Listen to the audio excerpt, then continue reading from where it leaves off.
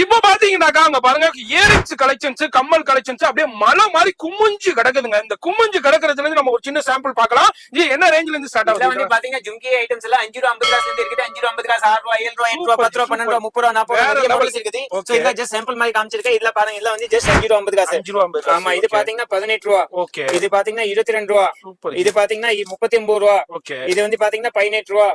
இது பாத்தீங்கன்னா 75 ரூபாய். இது பாத்தீங்கன்னா 45 ரூபாய்.